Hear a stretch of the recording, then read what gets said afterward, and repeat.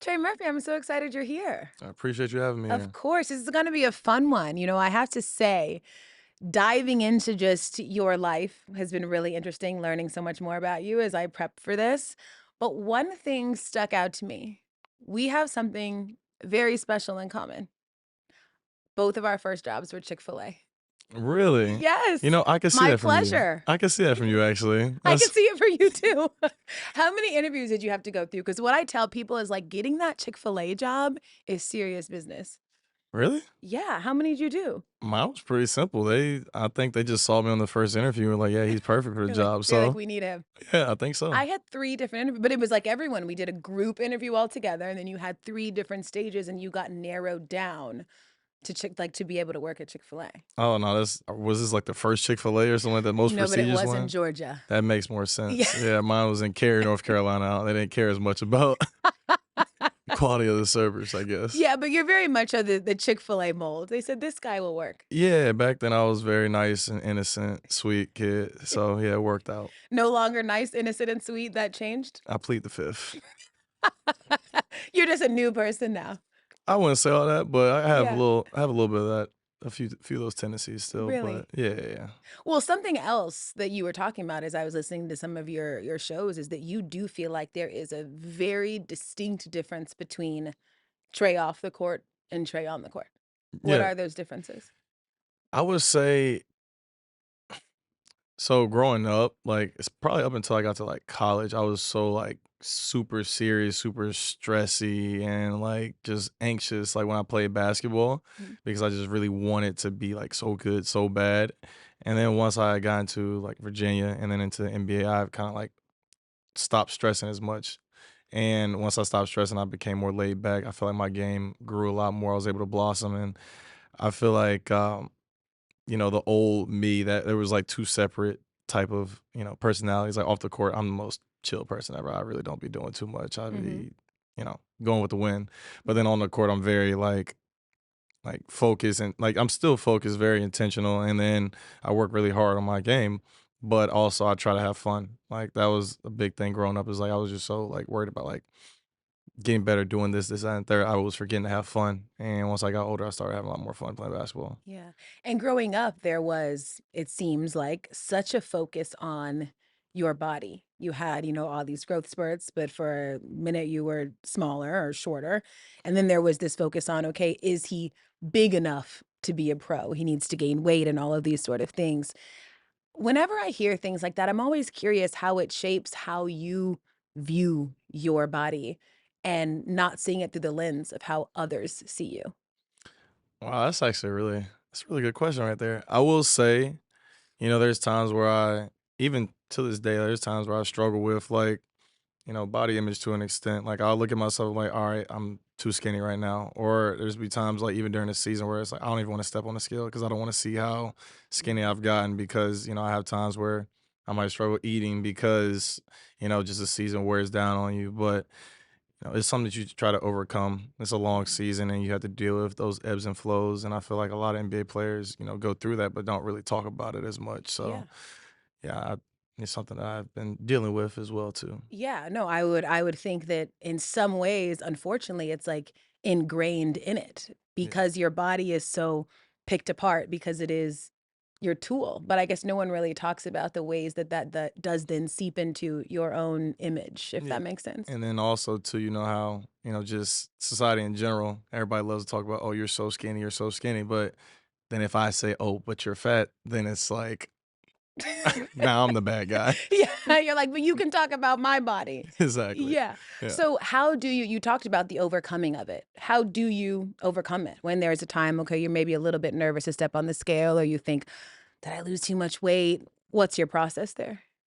Really, it's just continuing to eat, not really Mhm, just trying not to think about it too much, and just taking your off days like very seriously. I feel like once you really take your off days seriously, like really give yourself time to recover, get sleep, drink water, like just do a lot of different healthy things that help your body. You start to get back to your normal self. When you're in the season, sleep is like second, like you don't really get to sleep as much, mhm. and then you get dehydrated from working out so much. So it's just a lot of different things that, accumulate during the season that you have to, fight against, especially on those off days, try to bring yourself back to normal. Yeah. No, that's super, super enlightening. And yeah, we just are talking so often about athletes as just this thing, like what they have to go and do, that of course, if you're hearing things about yourself all the time, it would have some level of effect. But what stuck out to me about you working at Chick-fil-A is that it's very rare that you even hear that an NBA player had a job before. Most NBA players have not done anything except for hoop. Even when they were young, you don't have a first job. Is that your experience? I'm gonna give a little bit of a disclaimer because I only worked Okay. there for like a month. So like I don't know for sure if I really count But you as went and got a job though. I did Yeah. because and the reason why was because I liked buying shoes and my mom was like, if you wanna buy more shoes, you need to get a job. And that was the closest restaurant to my high school. So Yeah. I would go to I would leave school, go work for a couple hours, and come back and work out. Yeah. So yeah, that was really my little routine so I could buy more shoes. But you realize it is unconventional in terms of people that make it to the NBA. They normally don't have one. Absolutely. Yeah. Yeah, absolutely. And a lot of times I say I haven't had a real job because it was, like I said, A a month. month. Yeah. So And you what shoes you get? a bunch of different shoes. I got the anniversary 11s. I got some Fire Red 5s. Like, I was a big sneakerhead. I mean, I still am to this day, but, Yeah. I used to buy a lot of Jordans back in the day. Yeah. You at one point were on a hunt for PG1s. Did you get them? Oh, wow. You really do your research. I do. um, I actually talked to PG about that as well Mhm. because it was like one summer league I saw him and I was like, bro, I need some more of the PG ones. I know you got a pair. And he wears a size 13 and a half. I'm like, I can't even get no more now because we don't even wear the same size and nobody else sells a 15 anymore. So Yeah. I got a few, but it's hard. It's hard to come by now. Yeah, I would imagine shopping is a lot harder when you wear a size 15. Yeah. There's not many places that you can go. I go into the store and I ask for my size and they just look at me. I'm just like, all right, I already knew. I'm like, it's okay. So, you now have many jobs, of course, one of them being podcaster, and I would like to get your thoughts overall on active NBA players podcasting. Shout out to Tommy, we love Young Man in the 3. I, of course, think it is just a very asinine thought to think that somebody can't podcast and play basketball. It's such a ridiculous idea that I'm not going to ask you about that. But what I am curious about is when you go into podcasting and doing media as an active player on a team, what are the things that you say to yourself? Okay, I will discuss this. I won't discuss this. What happens in the locker room is off limits. Like, what are the kind of rules that you made for yourself when you get in front of the mic? I haven't really made specific rules, but I have a pretty good like radar of like, all right, I should probably stay away from this topic. And also I have a pretty good sense of what people are trying to lead me into. And obviously there's certain things with my team. There's actually a number of things that you could talk about or try to ask me about, try to pry some type of quote. Mhm. And I'm just not gonna give you that quote, Like Yeah. that's why I try to, stay away from is just trying to give people, clips and quotes because you could there could be like a whole 50-minute interview, and if somebody clips 15 seconds of an interview, they'll miss the entire point of the whole podcast. Mhm. And, that's the bad part about it, but I mean, it's a part of, wanting to speak your mind and have people, understand where you're coming from on different things in the, podcast world, I guess. Yeah. I interviewed Chris Paul and he was talking about this idea of, everyone getting in front of the mic and talking about what their experiences are. And he said when he is in the locker room, he is thinking, okay, I said this in 10 years. Is somebody going to bring up on a podcast that I said this? I'm just curious your take on this idea of what can and can't be said and sort of the time limit on when it's said. I mean, there's no statute of limitations in podcasting. I mean, Yeah. they bring it up, they bring it up. And Mhm. also for me, like whatever I say, like I stand fully behind it. Like I'm Mhm. not one that's gonna hide behind, anything that I've said. If you want to confront me about it, please by all means do. And I'll explain to you what I was exactly thinking because I speak pretty intentionally and I think about things pretty carefully before I say them. So, you know, if somebody wants to question that, then I'll be able to run you down my thought process on why I Mhm. said what. Do you feel a different level of power or ownership over yourself and your career and your story, being that you have an outlet like a podcast? To an extent, yes. I Mhm. feel like people are able to see what I'm thinking, and I feel like, things happen on the court, and fans wanna be able to, be in the moment, and if you're able to tell a story and tell them what exactly happened, they're able to, see that as well, and they enjoy it more, and I know for myself too, like, coming into the league, I watched a ton of podcasts, Mhm. and it also helped me, learn more because they're giving out game for free. It's on Yeah. YouTube. Like, I'm able to learn all these different things to pick up on things that I might not learn until later on in my career if I didn't listen to that. So I think it's helpful. And one of the things that I try to do is, give back game to the younger kids and younger generation that are coming into the NBA. So if I'm Mhm. able to do that from talking a little bit for, you know, YouTube, I'll do that. Yeah. Yeah. Help the kids set their goals. I love it. Trey love the kids, man. Trey love Yeah. the Okay, kids. speaking of, recent quote from you. I will, without a doubt, be on the 2028 Olympics team. When you think about those Olympics, what do you see? I mean, just watching the 2024 Olympics in Paris, it was just so special. Like it didn't really hit me when it was obviously 2020 was different, or 2021 when Mhm. they were, it was COVID, and then 2016 I was Mhm. a youngin. But now, like, since I'm in the NBA, like, I see these guys, I can see myself in their shoes. It's like I want to be a part of something special like that, especially Mhm. to be able to represent your country and be named as one of the 12 best NBA players in the league. Like, why would I not wanna be a part of that? Mhm. Especially just, and it's also fighting for a goal bigger than yourself too, and I feel like Yeah. I, try to do that and try to, you know, take my own personal, like, goals and, achievements out of it and try to, do stuff for the team, so I would Mhm. really wanna, be a part of that. Mm. So you, of course, you did the select team, and I know that you didn't participate. You were in the middle of negotiations, but Yep, you were there. yep. And for those that don't know, of course, the select team is a team that plays against Team USA as the other team. So you're running their actions, you're doing all these sort of things. But what did you take away from not just practicing against them, but seeing how Team USA prepared Steph, KD, all those guys? Yeah, that was the biggest thing because also since I wasn't playing, I was staying after to work out, and so I would have to watch them work out and then get off the court so then I could, proceed with my workout, and, it's just routine, and that was something that Udonis has him. He lives in I mean, he was in Miami 2 years ago, Mhm. obviously, with the Heat, and I live in Miami during the off season, so we crossed paths, and he was just one of the things he used to harp on is just keeping a routine and having good habits, and you see that with, the greats. Like, they're all working on their, whatever workout they have, they're still doing that summertime, getting prepared for Olympic basketball, and it's probably the same thing they do during the season. So, just staying sharp and staying in routine, and this biggest thing that I've seen from, the great ones. Tell me 2 post-practice routines you saw that most surprised you or that you took something from. Mm, surprise me is a tough one because, you know, I feel like myself, I work pretty hard, and I feel like Mhm. I've known a good amount, but I would say that, Ant was one of the guys that I saw that really worked on his game, like, and was working hard. Like, after a 2-hour practice of playing, like, he's still going through, like, live drills, having defenders guard him, and it just shows you how, how hard you have to work in order to get to, where these people are, and he's Mhm. younger than I am. Yeah. So, it just shows that, you have to really, step your game up. Yeah. And anything you took away, not from Anne, but from any of the routines, Um, like, that you incorporated into yours?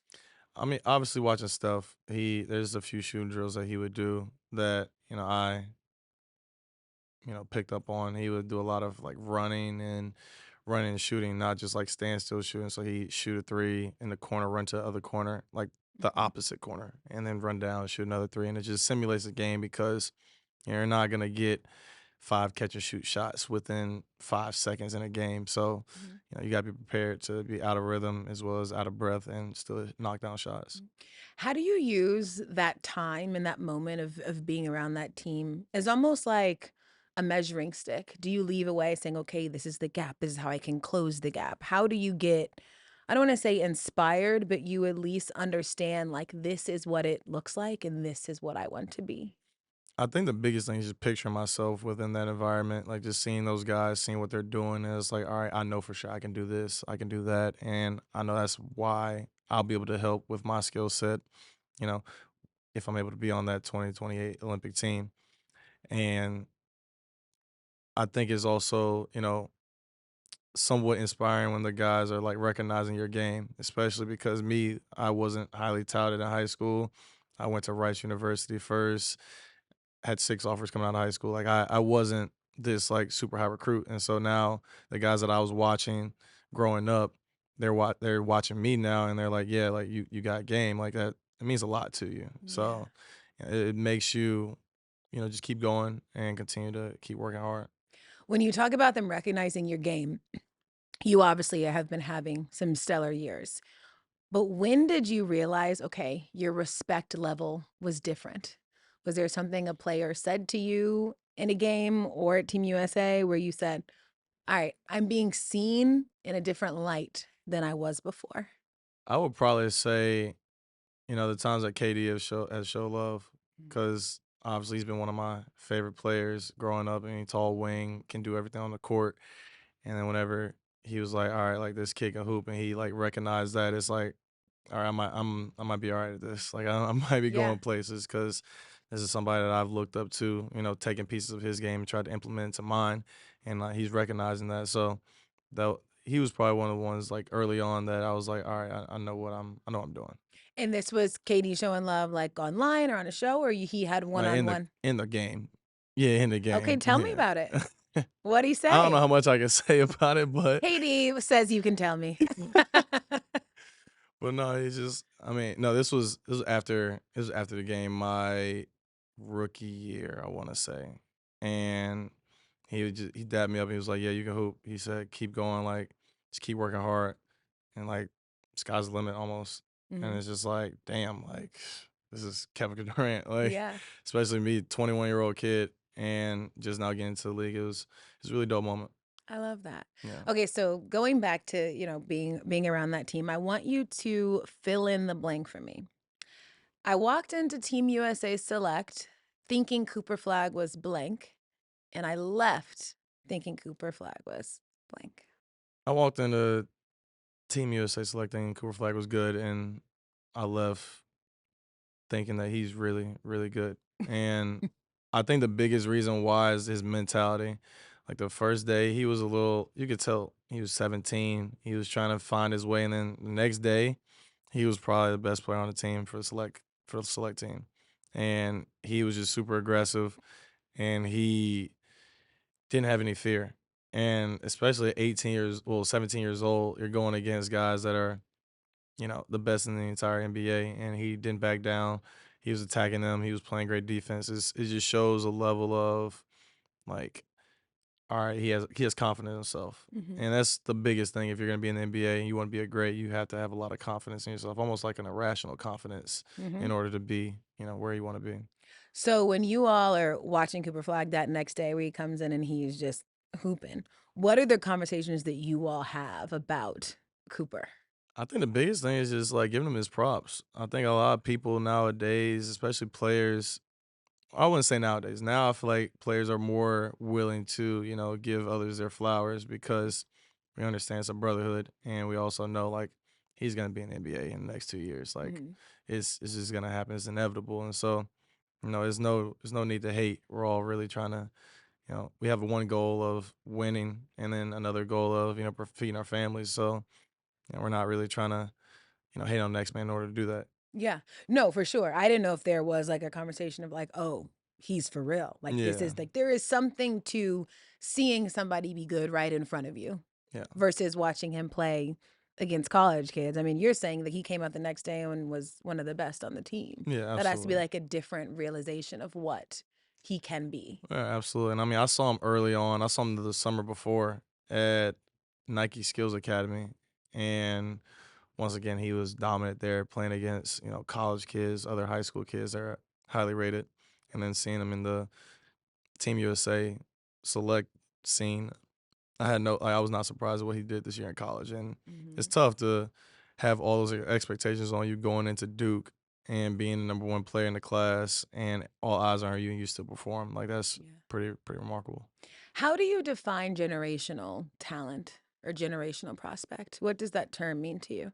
I feel like it's thrown around pretty loosely right now, Mhm. but generational talent doesn't always have to be like the most athletic person or like the most like just gifted person. A lot of times Mhm. it can be mentality and how they carry themselves, but a lot of times like they all have like a combination of, mentality, skill level, and then athleticism. So, Mhm. yeah. That's so interesting because you said you think it's, like, thrown around, but I feel like your definition could be so many people. Can be. Yes, Yeah. it can be. For sure. You might have caught me there, but but no, I mean, for me and my Yeah. judgments of where, generational talents are, Mhm. those three criteria, it's not the easiest to Yeah.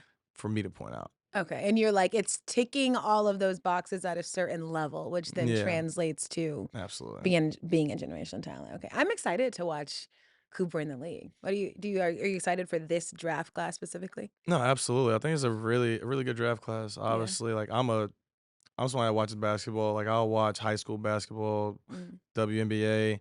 I'll watch college. Like it doesn't really matter to me. And so like I'm pretty familiar with a lot of the guys' game, and I feel like there's a lot of young guys that are going to be able to make a difference on their teams. Like as soon as they step in day one. yeah. Ace Bailey thoughts. Good. No, he's Yeah. gonna be really good. Young kid as well. Tall, lanky shooter. Can score the ball. Hits tough shots. And what you see in the playoffs is a lot of tough shot making. And Hmm. he's gonna come in day one, and he's gonna have experience with that in college. So he has to get to the right situation in order to be able to do that. But I think he'll also be pretty good prospect. Would you welcome the idea of letting a college player on the Olympics team again? I think what the last time was 2012, like right after AD led Kentucky to a championship. Blake Griffin got hurt. He came and he played. Would you like a college player on the Olympics team If again? they're worthy, then yeah, I'm not Yeah. gonna say like, oh, because he's in college, he's not worthy. If he's one of the best 12 players from the United Hmm. States, then by all means, let them play. I'm Yeah. not gonna be Coach Carter and be Mr. Mr. Strict. Like you gotta do this, that, and the third. Like that's not my. I'm not gonna make a you know assessment about that. For sure. Yeah. Okay, so let's talk some conference finals. Fun time in the NBA right now. You said multiple times that Shea was the hardest player for you to defend. What does it take out of you to guard Shea? A lot of it is just like not getting frustrated, especially because how can I word this without getting in trouble with the referees? Um, you just have to be patient, and also you can't get frustrated because he's gonna get those calls. Like he's gonna get touch fouls from time to time. But that's just how it's always been. Like guys that are the top three guys are gonna get a favorable whistle because that's just the respect they've earned. Mhm, And he makes it a lot tougher because he drives more than almost anybody in the entire league. Like he gets to the basket at an absurd rate. So you're defending a lot of contact, and so mhm. you got to find ways to try to stop him. And biggest thing is just not trying to give him angles because he lives in eating up space and getting to the basket. Mhm. But for you, when it comes to this conversation around Shea right now, do you see is your philosophy, okay, this is foul baiting, or is your philosophy this is a skill that you use to score points and play the game? I mean, it's a part of the game. Yeah. I mean, you can't blame him for what is in the game. Like if the NBA was like, all right, you can't do this, then it's like it's different. But like it's almost like with James Harden, like he's Mhm, almost like exploiting a rule to an extent, mhm. but you still have to be skilled enough to do it. But also too, like dudes be fouling him too though. Like I'm not gonna act like he's not getting Yeah, fouled Shay's not flopping. to an extent. But they're not all flops. Like, if Yeah, you watched no. game 1, But it everybody wasn't I flopping. mean everybody flops. Yeah. Like if I do too. Like from time to Yeah, time I do too. Like it is yeah. what it is. Like I'm not gonna just let people just keep grabbing me and holding me. Like I'm Mhm. not just gonna let that happen. So it's just like you have to play the game within the game. I think that's what he's doing at a really high level, and then Yeah, he drives at an even higher level. So he's getting defended like that more than the average NBA player. for sure. I just always think it's interesting, and I get why this happens, but that the focus always becomes, Shea, the offensive player, but the conversation isn't about what the defender needs to do or not do against Shea. When it's Shea that is playing his game, so now the defender needs to figure out how to then exploit that game or to at least avoid getting those calls. I mean, also too, it's not baseball. Like great offense is gonna beat great defense every Yeah. single time. Like Right. it's But I so. also think that when you're a defender and you know how Shea plays the game, there are ways to try to avoid it. You do not agree. I mean, it's easier said than done. I mean, he averages 30 some points, so it's not Yeah. like he not doing this to every single player. So you gotta, you gotta tip your hat off to him. Just make it tough. That's the biggest thing. Try to make it tough and understand that if he gets to his spots and he makes his shots, like there's not really much you can do about it. And there's Mhm. just certain players in the league that there's not going to be a lot you can do about Mhm. stopping what they want to get to. Yeah, for sure. It'll be Yeah, hard getting him to the basket. I am talking about specifically fouling him. He averages 30 points. That means he's going to score on anybody that's in front of him. exactly. But this is about getting to the line, I'm saying. This is about getting fouled. Yeah. But you're like, well, there's some things you can't help. No, it's not. I mean, he keeps driving to the basket. He's like, I mean, one of these times I'm gonna have to end up fouling him Yeah. because he keeps scoring. Like you gotta Yeah. foul him at least one of these times You've talked too, though, about the cadence that Shea has. Why does his cadence make him difficult to guard? because it's not regular. Like his cadence isn't like other people. He moves kind of like slithery. Is a different. He has a different movement pattern than like a lot of different guys. Like, and honestly, I don't think there's a movement pattern you can really like compare him to Mm, in the way he moves. Like people say like a modern day Kobe, but it's just like maybe, but I mean I feel like he's just himself. There's not really anybody else you can really compare him to. So um he just doesn't move like other people. yeah. He's just different. So explain that all of us we're not going to be in front of Shay. You know what you mean? So just Yeah. tell me more in detail what you mean about why that cadence is different, and also what you have to do to prepare for that cadence. Yeah, I mean, for an example, I remember this was playoff series last year, our first round game, and the first game, he didn't play his greatest game. Like I guarded him a few times and I, did well. He didn't score a high percentage. And the next game he scored every time. Mm. And it was because he was doing things that you would think he's gonna do and then he counter again. So like I felt like I had an answer. He had another counter to my answer. And so Yeah. it's like, all right, like now he's just playing a mind game at this point. There's one point where he had backed up and went forward at the same time. Doesn't make sense, but Wait, wait. no, He did what? yeah, he backed up and went forward at the same time. It doesn't make sense, but once you watch it, you're like, yeah, he backed up and went forward at the same time. He He backed dribbled, up he dribbled back and then went forward like basically simultaneously. in real time. Are you like, what was that? I yes. Yeah. And then they showed it on film. It's like, why you let him go by? I'm like, what do you mean? Why I let him go by? Do you want to try to guard this? Like, promise you, I'm not trying to let him go by me. Yeah. Like, He backed up and went. I'm gonna have to look at this tape. find a clip, and you'll see. I remember once you telling this story about a really bad defensive performance that you had Yep, against the against Lakers. LA, Against the Lakers. This was my third year. Yeah, around like and your head February. coach had to sit you down and say, "I need you to help me." Yeah. How did you change after that conversation as a defender? Really, it was just about pride. Like I was just like I can't go out like that. And a lot of the mistakes I was making was like just a lack of toughness, a lack of like strength, and you just can't have those plays. And when that stuff happens, it tests your manhood. And I knew from that point on, I didn't want to feel like that, especially after a game. Like I just felt really disappointed in my performance and how I played defensively. So I wanted to make sure I you know change that for the rest of the year. Yeah. And you feel like you've taken those steps to do that. You Absolutely. obviously are a much better defender, but do you feel like that was really important for you to hear to be able to become the defender that you are now? Absolutely, and even if I didn't hear it, like I'm pretty self-aware of if I play well or play bad, and so I knew that was a really bad one, and Yeah. I knew I had to make a change, and then also too, my dad, he is a really large critic of mine, so Yeah. he had many things to say, and I didn't really feel like hearing him for the rest of the year, so I had to make sure I locked in. Every time you get a stop, this is for you, Dad. Yeah, exactly. And every time he would be like, "I don't remember that," but he'll remember the ones where I messed up. So I love that. So what? Shay and the Thunder obviously going against Ant in Minnesota.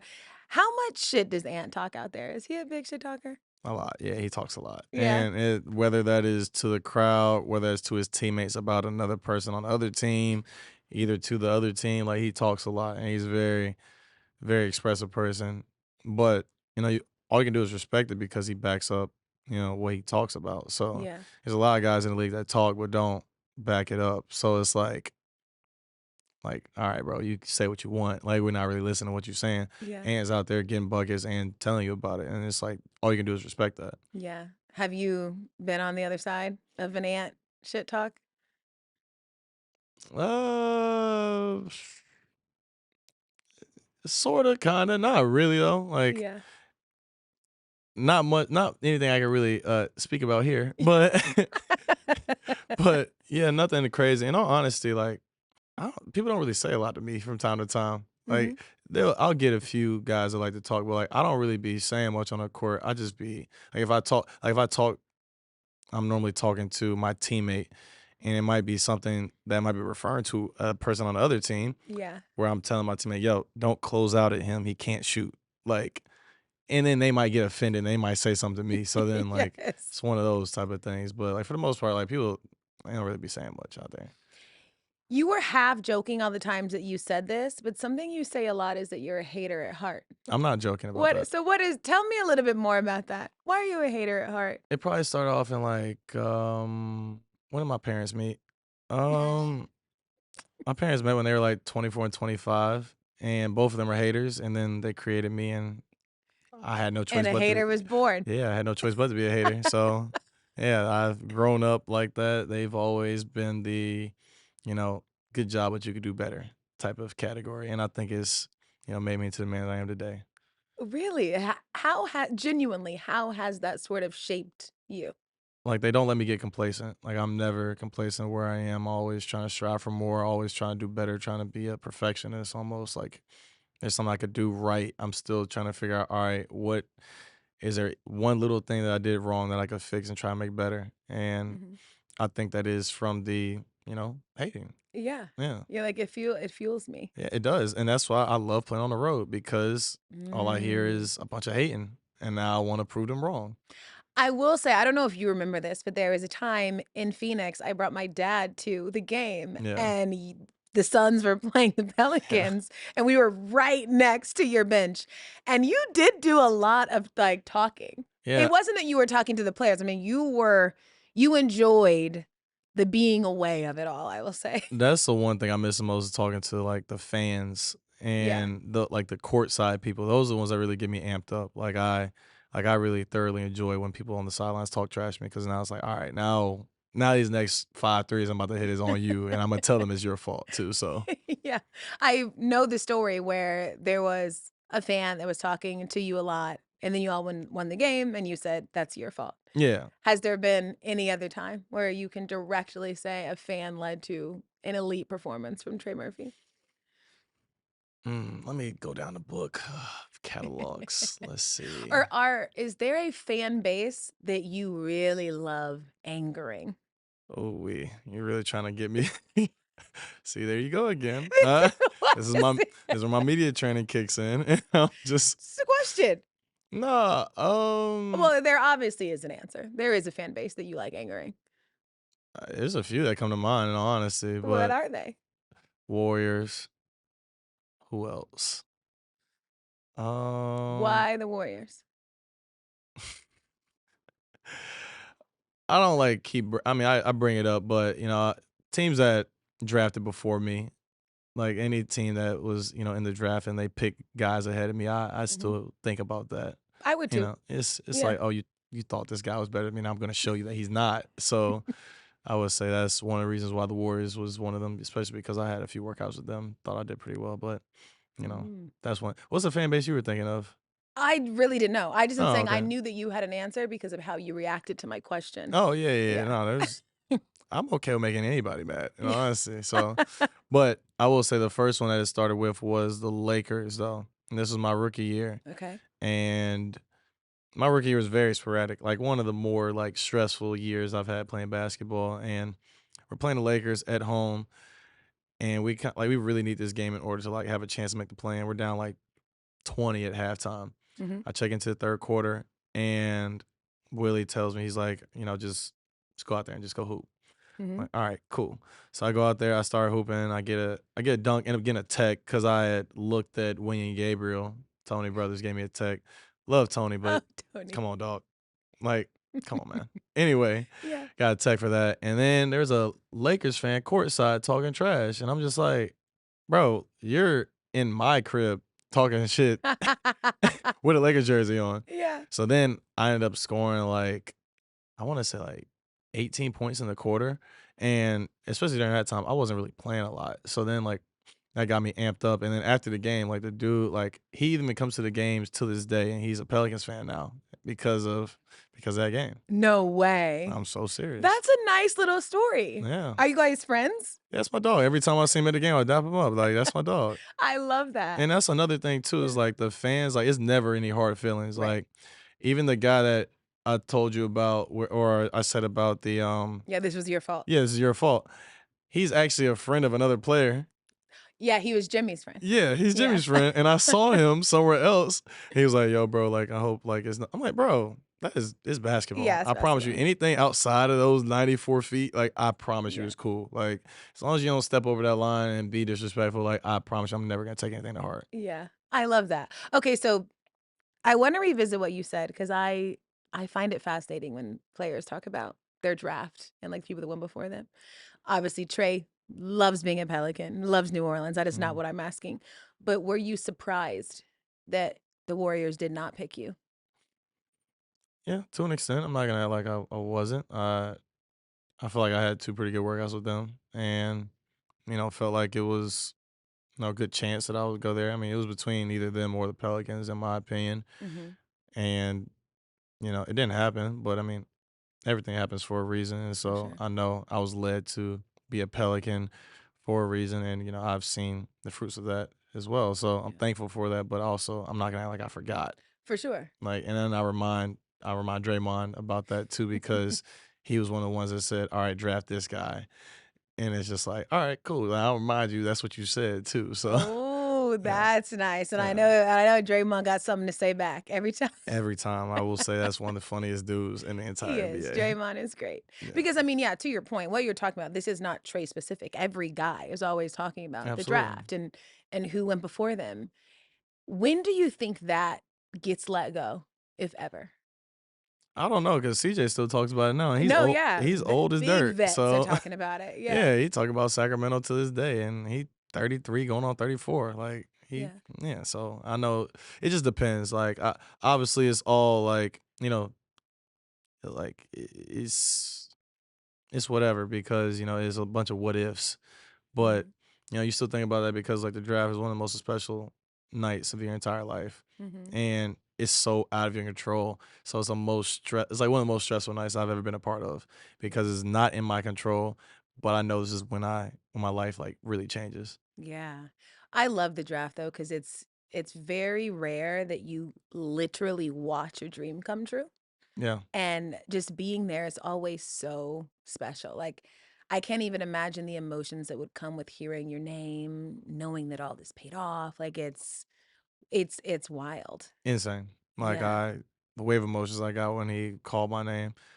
Like I was with family too, and it just like when he said my name and it go because like actually my agent called 16th pick and was like, all right, the Pelicans gonna pick you at 17. I was like, all right, cool. And I was like chilling. Like I was like, all right, like this about to be over with now. But then when he said my name, it was just like all the memories of me being in the front yard, my dad cussing me out, him, punishing me for not playing well, all the different times I cried about this, like the injuries and all that stuff. It's like it finally is worth it. Like this is my Yeah. dream come true. And then I cried like a baby. I can't lie. As you I should. ugly cried too though. It wasn't good. I'm glad I wasn't in New York for people to see that ugly cry. Yeah, I was gonna say, wait, but your draft happened like normal. That Yeah, wasn't to the an extent. They had yeah. less players, but But yeah, cause I was there the year you drafted, but you weren't there because I interview everybody after. yeah, I wasn't too happy about that. Honestly, and I mean this, a lot of things that you hear from guys is they wish they would have just done it with their family because the minute you get drafted, you're pulled in so many different directions. You don't necessarily get to enjoy it with the people that you came with. You have media, you have other obligations, but when you spend it with your family, you're just with the people that you want to be with. But I Yeah, get it. You always want the thing that you didn't get to do. yeah, absolutely, Yeah. yeah. No, I get it, I get it. So, another question for you, do you do the anonymous player survey? I'm not asking who you voted for, but you do it. Mhm. Do you think that people glean anything from knowing who everyone believes is the most overrated player? I mean, yeah, like, they wanna know what we're thinking, but also too, like, a lot of times, like, even for me with the whole when they asked me that, I couldn't even really think of anybody Mhm. because it's just like everybody in the league is good. Yeah. Like, we're the best in the world. So it's like you compare us to a player that is, overseas or and no disrespect for anybody overseas, but it's just Mhm. like the NBA is just different. Like, Yeah. is the best of the best. And so it's like you think about somebody that's overrated, it's just like if you compare them to anybody else, like they're probably better than that person. So, Mhm. you know, I didn't agree with the Tyrese Haliburton being overrated Mhm. comp, and obviously he's lighting a fire to that right now in the playoffs. And so, I'm happy for him, especially one of the guys I work out with. So, Yeah. you know, I'm glad he's able to prove them wrong. Yeah, Drew's got a nice little contingent Yeah, we working got over there. yeah, he got some guys. He got some Yes, guys. but no, I know that you and Tyrese obviously are close. You work out together with Drew Hanlon. What is it about you think Tyrese's game that would lead people to believe that he's overrated, whether that's fans or players? Because I've had a number of conversations with Tyrese, but he was so aware last year that people believed him and them to be a fluke. Like Mhm, he knew it even then. mhm. And I remember going into this year, him just telling me that it is irritating, but it's also motivating. But I'm curious why he specifically sort of gets this tag on him. I think it's probably a combination of his game being so unorthodox, and you haven't really seen a shot like his that goes in Mhm. that frequently, and then two, him being so comfortable with himself. When you have like both of those, where he's like almost like unrattled to an extent, Yeah. then people find ways to be like, all right, they gotta find a way to hate on it because obviously he's living his truth and he's loving himself. Mhm. We gotta find ways to try to bring him down, and he's just not really budging. Yeah. And I mean, I love how open he is about it. He's like, "Okay, overrate that." Like, I think you kinda have to make these things your story. Yeah, he's a little bit of a hater too. I He see the is, he yeah, is. I see a little bit of hate in his heart as Like, well. I know you. I Yeah, game recognized game. Yes, that is so funny. Yeah. I love it. Okay, so you, of course, had shoulder surgery in March. Any updates you can give us? Where are you at? I'm moving pretty well. I've Good. been, recovering well. Actually, 8 weeks was today. The start of 8 weeks is today. Mhm. And, it's a slow burn process, especially with shoulders, especially shooting shoulder. Mhm. But everything's been moving really smoothly. And, Mm. you know, it could have been a lot worse. For sure. And so I'm just thankful it wasn't worse than that. And also, too, we weren't, in the playoff hunt and I get hurt like that. That really would have crushed me. So, Yeah. I know things once again happen for a reason. So I know I'll be all right. Mhm. How did you deal with sort of this feeling of your body kind of betraying you? It's weird because like probably like a couple games before that, I could feel like my body like going through it, and I was Mhm. just like, it's gonna be tough to make it through these next 13 games, and Mhm. then literally like I ended up getting hurt, and obviously getting hurt sucks, but like it could have been a lot worse, especially for what had happened, Mhm. because I didn't have any rotator cuff tear, and if I would have had that, it would have been a little bit of a longer process. The rehab on that is a lot worse. I Mhm. mean, I dislocated my shoulder and Yeah. and ended up having to pop it back into place like during the Crazy. game. And so like it's traumatic, obviously, as when it happens, but like, you know, it already happened. So like all I can Yeah. do is just keep moving forward. Mhm. And so when you think about the season, I mean, there's really no other way to say this except for to put it bluntly, but Pelicans won 21 games. Mhm. What motivates you when you are a losing team? During this season is just the disrespect and how Mm. people feel like they're just gonna walk in and get like an easy win. And the whole idea of, teams are like so-called tanking that's never from the players. Like the players go out there and try to win every single game. So like when that stuff builds up, it's really it's really tough. It's hard to deal with. Like there was a point in the season, like we played the Knicks in December in the Garden, and we probably scored like 29 points in the first half or something like that. And I was like, it's just something you really don't want to. You really hate. You really hate that feeling. And so Mhm, it's important because I feel like once we go into next season, we're just gonna be like, look, we cannot feel like this again. We cannot go into this season thinking that last year is acceptable. And so that's when you have that pain that you felt and you take it into the next season. mhm. How do you stop it from changing how you view yourself? Mm, that's a good question. Something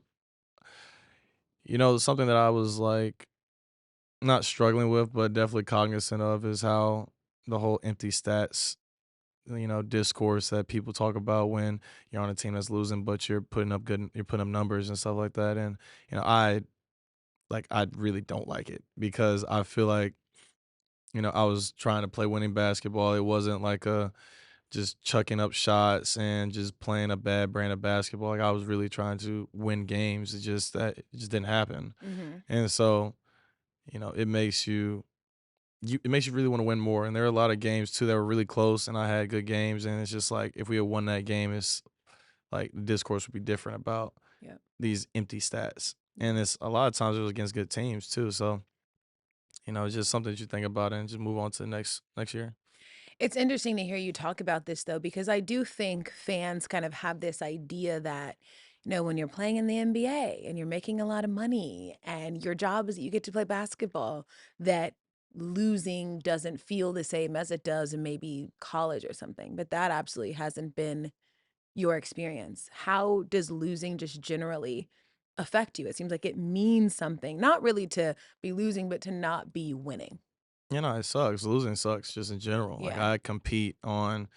you know, I compete with my GPS on getting to a place and see if I can beat the time that's there. So it's like I try to win everything. And so, Yeah. going through a whole season and there's a point where we're 5-30 something like that sucks. Like Is it it really still does. fun? Once you are in the game, you lose yourself into the game and you just go back to being a little kid playing. But Mhm. after the game when you have felt that like no, it's not fun at all. And Yeah. like you try to find different ways to, keep the sanity. At the end of the day, you're playing basketball, but I will say like the whole like, oh, like you make a ton of money. Like, yes, like I got a contract extension and, I think I probably play a little less stressed, Mhm. at times because I know like the way I play isn't gonna affect what I'm gonna make and how I'm able to, feed my family.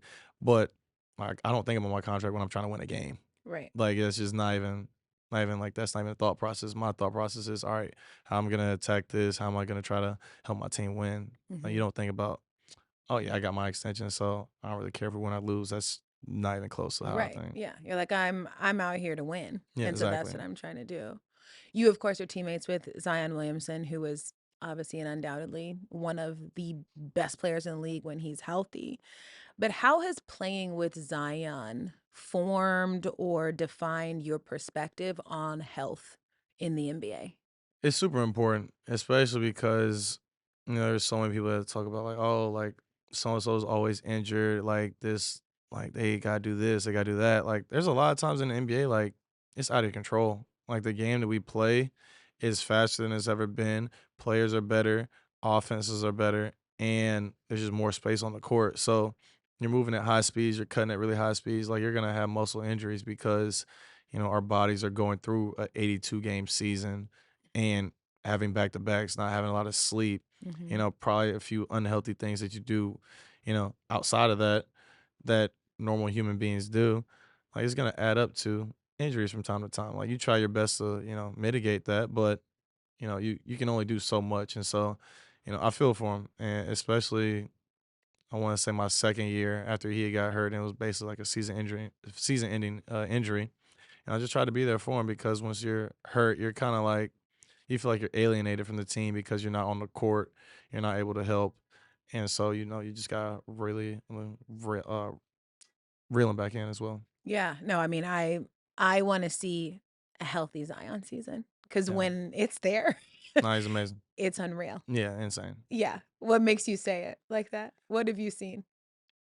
Like, it's weird because there's so many times, like I said before, like, I'm a Mhm. hater, like, I don't get impressed by a lot of stuff, but he's in the game and he's, like, contorting his body, like, throwing the ball up from, like, the ground, laying the ball up, and it's just like, I don't understand how you do that. Yeah, how'd you do that? And then when we played against Minnesota at home, his first game back, he 360 windmills. It's like, "Bro, you're not supposed to do that." Yeah. Like, you're not You're supposed too big for that. Yeah, you're not supposed to do that, like, you're not supposed to be that athletic, that Yeah, nimble at that size and that strength, like, for it don't make sure. any sense, but he's one of one. Yeah, I love it. Okay, I wanna ask you just a little bit more about your journey, before we let you go. Describe your rookie season in your words. Just a wave of things I think about. Yeah, Mhm. but I would say it was probably the most important season I've had Mm, because, like, I've always dealt with adversity, but this was a different type of adversity, especially because, you know, I wasn't the best player on the team always, but I at least played. And my rookie year was the first time I experienced like dressing up for a game and not playing and going into a game knowing I'm not gonna play. And it drove me insane. Especially when there's times where you feel like, I can go out there and I can help the team yeah, and we weren't winning. So it's like it's a combination of just like not winning, feeling like you can play, not being able to play and showcase your talent. And then there'd be times where I go out there and, I'm not playing to my standards. So, you know, it it took a lot. Like it took a lot out of me. And then also, being the first round pick, get sent to the G League. And it mhm, wasn't a punishment, but it's just like you don't think that's gonna happen. And, just dealing with all the ups and downs of that. It was tough, but I'll say Corey Brewer, who was my player development coach, him and Teresa Witherspoon, those are the two that really like stuck with me my rookie year and helped keep me sane because yeah. there are many times I thought about crashing out, but I and I know they use that term loosely, but I was very close to crashing out many times, but they definitely kept me sane and, helped me get through my rookie year and then ended up the end of my rookie year was amazing. Like, Mhm, I played a lot better in the back half of the season, probably like March on, played good and then played well in the play-in, played solid in the playoffs. So, yeah. it was great. You of course can only speak to your experience, but I wonder if it is more, like, mentally taxing to start your career with a high floor or a low one. Mm. Does that make sense what I'm I'll say asking? high floor, and I'll tell you because Yeah. I dealt with that because summer league, first team all summer league, preseason I played great. So from Virginia, where I wasn't even supposed to play, to playing, doing well, becoming a first round pick, playing well summer league, playing well preseason. I'm like, oh well, shoot, I'm about to get rookie of the year. Like this on like that's Yeah, that's what's next. It has to be what's next. yeah, And then going to playing 1 minute in the month of January, like you understand how crazy it is to play 1 minute in the whole month of January? yeah. Like, that's hard to deal with. And so, my parents were a big support system of mine, as well as, like I said, Corey Brewer and Teresa Witherspoon. Mhm. There's obviously been this different shift of conversation of wrongly, maybe people thinking, okay, you're going to be a great role player. And that has been, whenever we're talking about roles in the league and you specifically, it's about, okay, was he going to be a great role player? But I wonder at what point it was actually you that had to say to yourself that you weren't a role player. Like, for me, I would say my second year, especially when a lot of guys were down with injury, I had Hmm. to play a lot more. I had a lot more scoring responsibility, and I saw, like, I was able to do a little bit more. I showed flashes of, like, being able to handle, a bigger plate. Hmm. And, then when I really started working with Drew, he doesn't like he coaches mentality, and that's been the biggest thing that I've gotten from him. Like obviously the skill work is great, and he does a phenomenal job with that. But Hmm. I think half the battle is really your mentality. Like I've Yeah. mentioned many times before, and he doesn't allow you to think small of yourself. Like you have to think of yourself as the best player in the world almost. Yeah. So yeah. I love that. Drew is great. I got his book. I'm very excited to read it. Are you in it? No, I don't think I am. No, I don't think I am. Yeah, I didn't Imma make the search cut. though. I didn't make the cut. I'll highlight So, when he talks yeah, about once he Trey. makes the next cut, once he makes the next one, if I'm not in there, then we'll have a conversation. Oh, I love it. Okay, 3 more questions and I'll let you go. I wanna talk about your shooting. You are not a reluctant shooter, which is great. No, not shy at I all. love it. Yeah. Put it up there. I want you to build the perfect shooter. So you're gonna pick a player and you're gonna give them an attribute. So a player for balance, a player for form, a player for release, a player Mhm. for mentality. Mhm. Build it for me. Okay. And you can say yourself. That I is was the only going thing. to. Okay. No, I'm saying you can't. I can't? You have to say someone else. We know Trey Murphy wants to I pick was gonna say himself one for thing. all the I was things. gonna say one Okay, thing. I'll give you one, but only one. That's fine. Okay. All right, so I'll get myself out the way now. We're gonna say range, Trey Murphy III. Got it. Range, Trey Murphy III. Cool. I would say for balance, we're gonna go Kyrie, elite balance. Form, What makes Kyrie's balance special?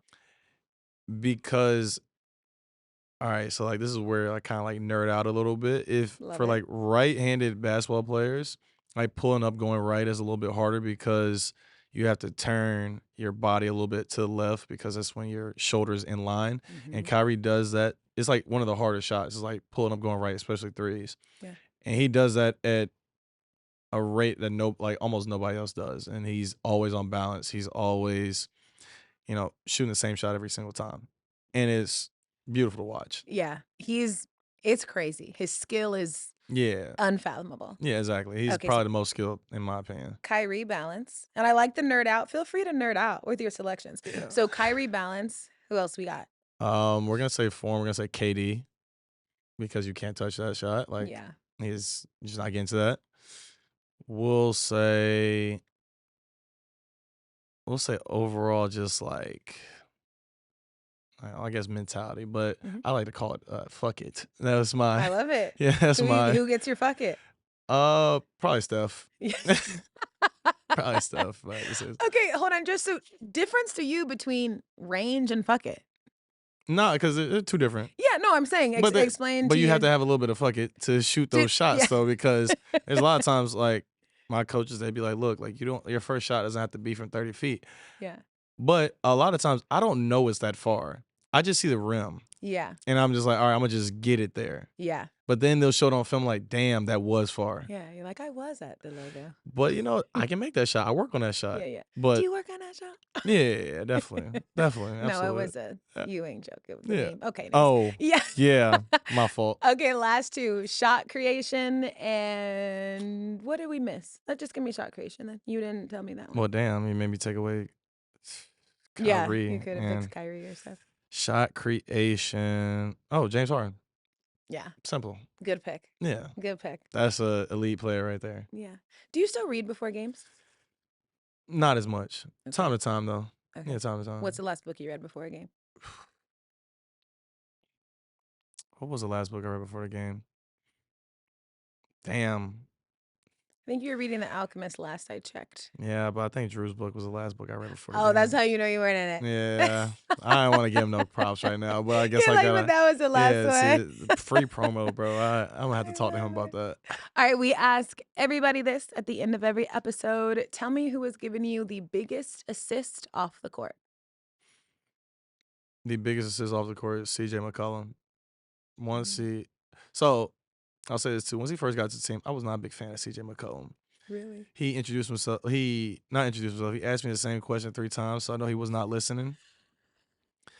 But then after that, we became cool, and he's helped me grow as a man, and helped me move, a little, more professionally, and just be like punctual. Like I always tell people, like I've learned more from him off the court than I have on the court, and I've learned a lot from him on the court just based off how professional he is. But Yeah. CJ McCollum is my guy that I would say.